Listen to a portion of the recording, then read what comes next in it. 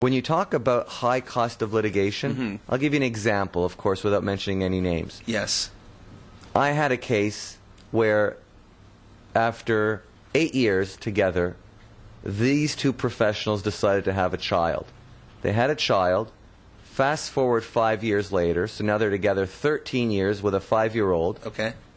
And one of them wants to move to where her family is in British Columbia. Okay. They have a 5-year-old. 5-year-old has been born and raised in Ontario. One of them now wants to move to British Columbia. Both parents love and are very well entrenched in this child's life. Sure. So, when we talk about high cost of litigation, this is not a situation where you can mediate a resolution. It's an all or none. Yeah. One person is claiming the intention of moving to British Columbia is because her life would be better there because her family owns businesses and she would have a better income potential there. The person that lives here says, no, she could earn the same income here.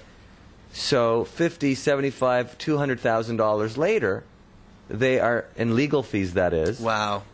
they're still fighting over should both of them remain here or should one of them be permitted, that is, in this case, the mom or the wife, be permitted to move to British Columbia with a child, and should the remaining parent, the father, be forced to maybe only visit with the child on holidays and weekends here and there. That's cruel.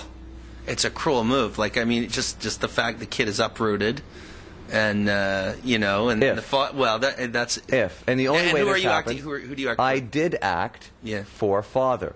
Okay. The litigation got so excessive, so expensive, so high stakes, that father decided to up the ante and hire even more senior counsel. Right. And I supported that choice. Right. Because it went from being a dispute to becoming a war.